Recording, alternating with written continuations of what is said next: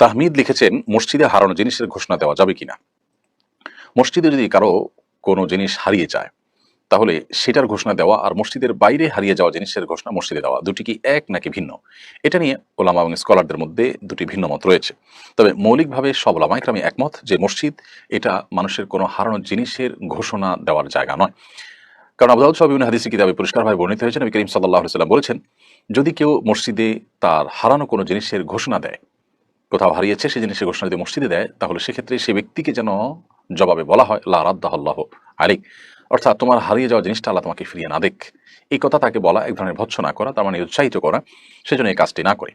তো এই জন্য মসজিদের মধ্যে হারানো জিনিসের ঘোষণা দেওয়া না জায়েজ এবং নিষিদ্ধ, এ ব্যাপারে কোনো দ্বিমত কোনো আলেমের নেই।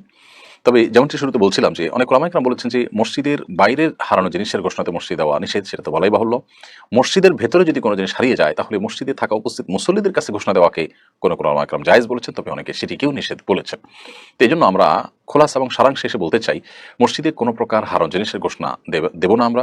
এবং মসজিদে হারানো জিনিসের ঘোষণা সেটা মসজিদে হারাক আর বাহিরে হারাক, উভয় অবস্থাতেই মসজিদে হারানো জিনিসের ঘোষণা দেওয়াটা অনুচিত এবং নিষিদ্ধ হাদিসের আলোকে। তবে যদি মসজিদের ভেতর হারিয়ে যায়, তাহলে মসজিদের দরজায় বা মসজিদের মুখে বাহিরের অংশে দাঁড়িয়ে ঘোষণা দেওয়া যেতে পারে, বা সেখানে কোনো প্রকার ঘোষণার ব্যবস্থা নেওয়া যেতে পারে। এছাড়া কেউ কোনো কিছু পেয়েছেন মসজিদের ভিতর, তিনি বলতে পারেন যে আমি পেয়েছি, এই জিনিসটা কারোর হলে নিয়ে যান, সেটা ভিন্ন বিষয়। কিন্তু যার জিনিস হারিয়েছে তিনি ঘোষণা দেওয়ার জন্য মসজিদকে ব্যবহার করবেন না। আসলে মসজিদ দুনিয়াবি এই জাতীয় কাজের জন্য নয়, মসজিদ জনকল্যাণের জন্য এবং মানুষের বিবিধ কল্যাণ সাধন করবার জন্য মসজিদ ব্যবহৃত হবে। ব্যক্তি স্বার্থ বা ব্যক্তির প্রয়োজন পূরণের জন্য মসজিদ এটাকে ব্যবহার করা মসজিদের শান এর খেলাফ এবং পরিপন্থী। এই জন্যই মসজিদের মধ্যে এমনকি নিজের প্রয়োজন পূরণের জন্য ভিক্ষা চাওয়া মানুষের কাছে বা হাত পাতা, সেটাও অনুচিত। এগুলো মসজিদের বাইরে করা দরকার এবং যথাসম্ভব মসজিদকে ইবাদতের জায়গা এবং দুনিয়াবি কোনো কাজ যদি করতে হয়, সেটা হবে জনকল্যাণমূলক কাজের কেন্দ্র। সেই হিসাবে সেটি হতে পারে যেমন সমাজের মানুষের কীভাবে কল্যাণ সাধন করা যেতে পারে, সেই চিন্তা, সেই ভাবনা, সেই আলোচনা, এগুলো মসজিদে হতে পারে। অতএব মসজিদে হারানো জিনিসের ঘোষণা দেওয়া থেকে আমরা বিরত থাকব। মাসুম আহমদ আপনি লিখেছেন, আমি আগামী বছর হজে যাওয়ার নিয়ত করেছি। আসুন্নাহ ফাউন্ডেশন এবছর যে হজ প্রশিক্ষণ এর আয়োজন করেছে, আগামী বছর সেটি হবে কিনা, তাহলে আমি আগামী বছর প্রশিক্ষণ অংশগ্রহণ করতে চাই। জি ভাই মাসুম আহমদ, আসুন্নাহ ফাউন্ডেশন থেকে প্রতি বছরই আমরা আল্লাহর ঘরের মেহমানদের জন্য, হজ যাত্রীদের জন্য প্রশিক্ষণের ব্যবস্থা নিয়ে থাকি। দিনব্যাপী এই প্রশিক্ষণে আমরা পাওয়ার পয়েন্টের মাধ্যমে পুরো হজের আয়োজনটাকে প্রস্তুতি থেকে নিয়ে দেশে ফিরে আসা পর্যন্ত পুরো বিষয়টাকে কয়েকশো স্লাইডের মাধ্যমে, কয়েকশো আপনার ফটো এর মাধ্যমে আমরা এটাকে তুলে ধরার চেষ্টা করে থাকি, যাতে একেবারে দিনের আলো মতো পরিষ্কার হয়ে যায় পুরো বিষয়টি। তো এটি যেহেতু প্রতি বছর হয়ে থাকে, আগামী বছর ইনশাআল্লাহ আশা করছি আল্লাহ যদি আমাদেরকে বাঁচিয়ে রাখেন এবং তৌফিক দান করেন, আগামী বছর ইনশাআল্লাহ হজের প্রশিক্ষণ হবে এবং আপনি সেটি গ্রহণ করতে পারবেন। তবে যারা এই বছর হজে যাচ্ছেন এবং আবেদন করেছেন, এরকম আবেদনকারীদের মধ্যে 1300 আবেদনকারী ছিলেন, তাদের মধ্যে 600 জনকে আমরা প্রশিক্ষণ দিয়েছি। ইনশাআল্লাহ চট্টগ্রামে আগামী 11 তারিখে বাকি 3 থেকে 400 মানুষের প্রশিক্ষণ হবে এবং আগামীকালকে আমাদের ফাউন্ডেশনের অডিটোরিয়ামে কিছু মানুষকে প্রশিক্ষণ করানো হবে। তো সর্বসাকুল্যে আমাদের কাছে যারা আবেদন করেছেন তাদের সবাইকে আমরা প্রশিক্ষণ আওতায় আনছি এবং তাদের সবাইকে আমরা প্রশিক্ষণের সার্ভিস দিচ্ছি এবং এটা আসুন্নাহ ফাউন্ডেশনের দাওয়ামূলক কার্যক্রমের অংশ।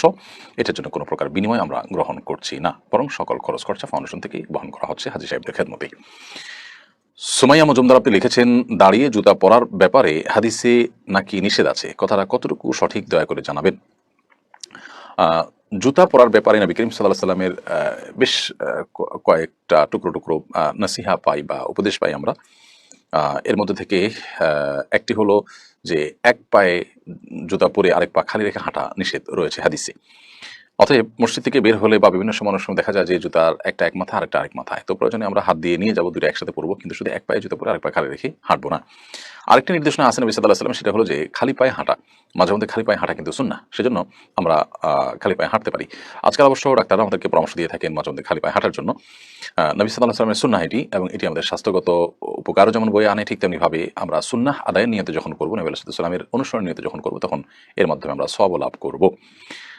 অতএব আমরা চেষ্টা করবো ইনশাআল্লাহ বিইذনিল্লাহ এই সুন্নাহটাকে জিন্দা করার। কিন্তু এর বাইরে আপনি যেটি লিখেছেন যে দাঁড়িয়ে জুতা পরার পরে নিষেধাজ্ঞা আছে, আমার জানা নেই যে এরকম কোনো হাদিস আছে দাঁড়িয়ে জুতা পরা নিষেধ। আমরা দাঁড়িয়েই সাধারণত জুতা পরি এবং নবী করিম সাল্লাল্লাহু আলাইহি ওয়াসাল্লাম জুতা পরার জন্য বসেছেন, বসে বসে জুতা পরতেন, এরকম কোনো কথা আমার জানা নেই। অতএব জুতা পরার ব্যাপারে আমরা দুটি সুন্নাহ পেলাম। আরেকটি গুরুত্বপূর্ণ সুন্নাহ হলো যে কোনো ক্ষেত্রে আল্লাহ তাআলা ডানকে পছন্দ করেন। ইন্নাল্লাহা ইউহিব্বুত তায়াম্মুনা ফি কুল্লি শাইইন হাত্তা তানাউলা ওয়া তারাজ্জুল। সব বিষয় আল্লাহ সুবহানাহু ওয়া তাআলা ডানকে পছন্দ করেন, সেজন্য একজন ইমানদার জুতা পরার ক্ষেত্রেও ডান পা আগে পরবে, বাম পাও পরে পরিধান করবে। এটি জুতা পরার সুন্নাহ আমরা বলতে পারি। এরপর MDNA আইডি থেকে আপনি লিখেছেন, আমি কৃত্রিম প্রজনন কর্মী। আমি গরুর হিমায়িত সিমেন্ট বা বীর্য বিভিন্ন কোম্পানির কাছ থেকে ক্রয় করে সংরক্ষণ করে রাখি একটি পাত্রে। খামারির গরু ডাকে আসলে আমাকে কল দিলে আমি কৃত্রিম প্রজনন করে আসি। এর বিনিময়ে আমার খরচ বাদ দিয়ে কিছু লভ্যাংশ নেই। এই টাকা আয় করা হালাল কিনা? দেখুন, এমনিতে তো আমরা জানি যে নবী করিম সাল্লাল্লাহু আলাইহি সাল্লাম থেকে পরিষ্কারভাবে নিষেধাজ্ঞা রয়েছে আপনার গরুর আপনার আপনার গাভীর মধ্যে আপনার পাঠার যে প্রজনন, এই প্রজনন করিয়ে তার বিনিময় গ্রহণ করা, এটা নিষেধ রয়েছে।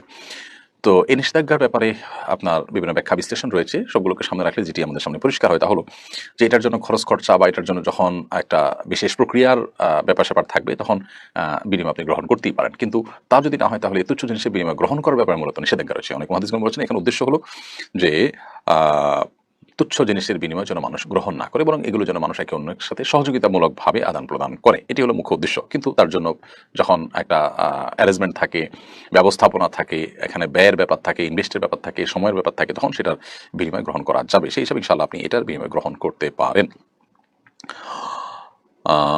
এরপরে প্রশ্ন করেছেন KM হাফিজুর রহমান, আপনি লিখেছেন, আমার বাবা মৃত্যুর আগে আমার আম্মাকে বলেছেন আমরা যে ঘরে থাকি সে ঘরে যেন না থাকি, কিন্তু আমাদের বাহিরে জায়গা না থাকার কারণে এখনো এখানেই থাকছি। এখন আমাদের বিপদ আপদ লেগেই আছে, আমাদের করণীয় কি? আপনার বাবা কোনো ঘরে থাকতে নিষেধ করেছেন, সেজন্যই আপনাদের বিপদ আপদ লেগে আছে, এরকমটি মনে করবার কোনো কারণ থাকতে পারে না। তিনি নিষেধ করেছেন কোন বিবেচনা থেকে, কি কারণে, সেটা আল্লাহ তাআলা ভালো জানেন।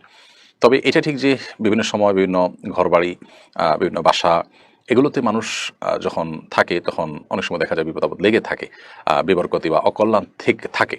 তো আশ-শু'মু ফিল মারআতি ওয়াল মাসকানি ওয়াদ দাব্বা, এই ধরনের একটা বর্ণনা রয়েছে যে আপনার আবাসন বা থাকার জায়গা, এখানে কখনো কখনো দেখা যায় অকল্যাণ এর মুখোমুখি মানুষ হয়।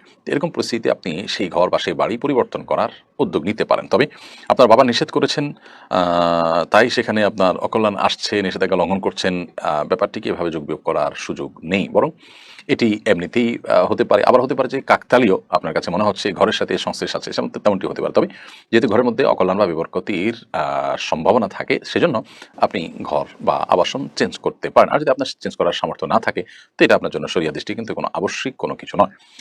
মাসুম আহমদ লিখেছেন, আমি আগামী বছর হজে যাবো। আপনার প্রশ্ন উত্তর আমরা দিয়েছি। মারিয়াম জাহান সীমা লিখেছেন, আমি যে জায়গায় নামাজ পড়ি তার পাশে ড্রেসিং টেবিলের আয়না আছে, আমার নামাজের মধ্যে আয়নার দিকে নজর চলে যায়, এতে কি আমার নামাজ হবে? আমরা যখন সালাত আদায় করব তখন এমন কোনো কিছু আমাদের দৃষ্টি সীমানার মধ্যে থাকা উচিত নয় যা আমাদের সালাতের মনোযোগকে নষ্ট করে, সালাতের মনোযোগে ব্যাঘাত সৃষ্টি করে। অতএব আমরা যখন সালাত আদায় করব, ঠিক আমাদের সামনেই যদি আয়না থাকে এবং সেই আয়না যদি আমাদের চোখ পড়ে, অর্থাৎ আমাদের দৃষ্টি সীমানার মধ্যে থাকে, তাহলে সেক্ষেত্রে সেটা অনুচিত হবে।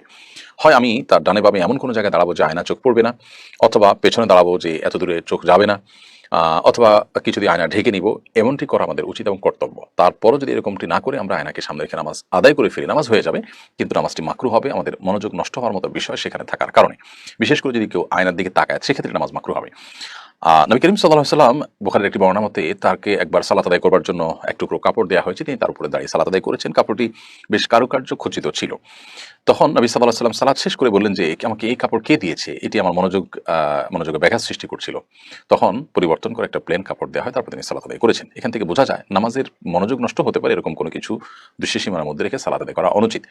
সেই বিবেচনায় আমরা আয়নার বিষয়টিকে মাথায় রেখে সালাত আদায় করব, যে সামনে যেন না থাকে, থাকলেও যেন আমাদের দৃষ্টি সেখানে না পড়ে। তাইবা ইসলাম, আপনি লিখেছেন, মোটা হওয়ার জন্য বা হাইট ডেভেলপের জন্য ওষুধ সেবন করা যায় আছে কিনা? আমি যতটুকু জানি এই জাতীয় ওষুধগুলো বেশিরভাগ ক্ষেত্রেই স্বাস্থ্যের জন্য ক্ষতিকর এবং এগুলোর নানা রকমের সাইড এফেক্ট আছে। এবং যদি এরকম কোনো সাইড এফেক্ট না থাকে এবং স্বাস্থ্যগত কোনো সমস্যার দিক না থাকে, তাহলে আপনি এগুলো ব্যবহার করতে পারেন, ক্ষতিকর কোনো কিছু যদি না থাকে। আর যদি সেরকম কোনো কিছু থাকে তাহলে আপনার জন্য ব্যবহার করা যায় না। কারণ আল্লাহ সুবহানাহু ওয়া তাআলা বলেছেন, ওয়ালা তাকতুলু আনফুসাকুম, তোমরা নিজেদেরকে ধ্বংস করো না। আল্লাহ বলেছেন, ওয়ালা তুলকু বিআইদিকুম ইলা তাহলুকা, তোমরা নিজেদেরকে ধ্বংসের দিকে ঠেলে দিও না। তো এই জন্য আমরা চেষ্টা করব যথাসম্ভব এই জাতীয় ক্ষেত্রে এমন বিষয় যেন না হয় সেদিকটা খেয়াল করতে, যে বিষয়টি আমাদের আমাদের কি বলে ক্ষতির কারণ হতে পারে, সমস্যার কারণ হতে পারে। সেরকম কিছু না হলে সেটি জায়েজ আছে। এমনি রায়হান কাবির আকাশ, আপনি লিখেছেন, আমি জেনারেল পূর্ব একজন ছাত্র। আলহামদুলিল্লাহ, আমি আপনাদের কথা শুনে অনেক কিছু শিখেছি। আমার সামনে যদি স্পষ্ট বিদাতি কাজ হয় এবং সেই বিদাতি কাজে বাধা প্রদান না করি, তাহলে কি আমার গুনাহ হবে? ভাই রায়হান, আপনার সামনে যদি কোনো বেদাতের কাজ হয় তাহলে আপনি চেষ্টা করবেন সেই বেদাতের কাজের বিরোধিতা করা এবং তার প্রতিবাদ জানানো। যদি আপনি সেটি করতে না পারেন বা সেরকম সুযোগ না থাকে, মনে হয় যে আপনি সেখানে বাধা দিতে গেলে পরিস্থিতি খুব বাজে হতে পারে এবং আপনি বিপদের মুখে পড়তে পারেন, তাহলে সেক্ষেত্রে আপনার জন্য সেখানে বাধা দেওয়াটা আবশ্যক থাকে না, বরং আপনি মনে প্রাণে চেষ্টা করবেন কিভাবে সেটিকে বন্ধ করা যায় বা বিদরিত করা যায় কিংবা তাদেরকে সংশোধনের পথে আহ্বান করা যায় সেটি নিয়ে আপনি ভাববেন, পরিকল্পনা করবেন এবং আপনি নিজেকে বিপদের মধ্যে ঠেলে বিশেষ করে বিশৃঙ্খল পরিস্থিতি তৈরি হবে সেরকম আশঙ্কা তৈরি হলে আপনার জন্য মোটেও সে বেদাতি কাজে সরাসরি প্রত্যক্ষভাবে বাধা প্রদান করা আবশ্যক থাকে না। আহ, এরপরে প্রশ্ন করেছেন MX নূর আলম। আপনি লিখেছেন, আমি ফেসবুকে ইউটিউবে ফলোয়ার ও সাবস্ক্রাইবার সেল করে থাকি, এটা কি জায়েজ? ভাই নূর আলম, এ বিষয়ে উত্তর দেওয়াটা আসলে খুব কঠিন এবং জটিল, কারণ ফেসবুকে আপনি যে ফলোয়ারদেরকে আনছেন বিভিন্ন পেজে, সেই ফলোয়ারদেরকে আনছেন কিভাবে, কোন প্রক্রিয়া, কি দেখিয়ে আনছেন, এরপর তাদেরকে সেল করে দিলেন, ওই ফলোয়ারদেরকে ওই সহ ফলোয়ার সমেত কোনো পেজ বা গ্রুপকে সেল করে দিলেন, তারা আবার সেখানে অন্য কিছু মার্কেটিং করলো, এখানে প্রতারণার কোনো ব্যাপার স্যাপার আছে কিনা, আমি এই বিষয়ে উত্তরটাকে স্কিপ করে যাচ্ছি। এ বিষয়ে আর একটু ভেবে চিনতে, আর একটু ঘেটে বা এ বিষয়ে ওলামাদের অন্য কোনো ফতোয়া থাকলে তার সাথে মিলিয়ে তারপর উত্তর দিতে হবে। বিধে আপনার এই প্রশ্ন উত্তরটা আমরা স্কিপ করে যাচ্ছি, ইনশাআল্লাহ বিদিনিল্লাহ আমরা এই প্রশ্ন উত্তরটা পরবর্তীতে দেওয়ার চেষ্টা করব, আপনি আবারও চেষ্টা করবেন মেহরবানি করে। রবিউল ইসলাম, আপনি লিখেছেন, কোরআনের বার্তা বইটা দিয়ে সারা বছর উপকৃত হওয়া যাবে কিনা? কেন নয়। কোরআনের বার্তা এই বইটি আমাদের তারাবি সালাতে কোরআনের বার্তা বইটিতে আমরা যদিও রমজানের উপযোগী করে, তারাবির উপযোগী করে ভাগ করেছি, কিন্তু শুরুতে 6 দিন শুধুমাত্র 1.5 পারা করে, এরপরে বাকি প্রত্যেক দিন 1 পারা করে। আমরা যদি চাই যে আমি প্রতি 30 দিনে পুরো কোরআনের সামারি জানবো, পুরো কোরআনের নোট জানবো, তাহলে এই বইটি আমার জন্য বিরাট বড় সহায়ক ভূমিকা রাখবে ইনশাআল্লাহ তাআলা। কারণ এখানে আমরা প্রত্যেক পারার সামারি লিখে দিয়েছি মাত্র 4-5 পৃষ্ঠায়। আপনি প্রতিদিন 4-5 পৃষ্ঠা পড়তে আপনার কয় মিনিট সময় লাগবে, পুরো পারার সামারিটা আপনি জানলেন, এবং এভাবে বারবার যখন আপনি পড়বেন তখন পুরো বই সম্পর্কে ইনশাআল্লাহ তাআলা আপনার একটা মৌলিক ধারণা হয়ে যাবে, কোরআন সম্পর্কে একটা ভালো ধারণা আপনার তৈরি হবে ইনশাআল্লাহ তাআলা। অতএব আপনি নির্দ্বিধায় এটি করতে পারেন, বরং আমি মনে করি যে এটি আপনার করা উচিত।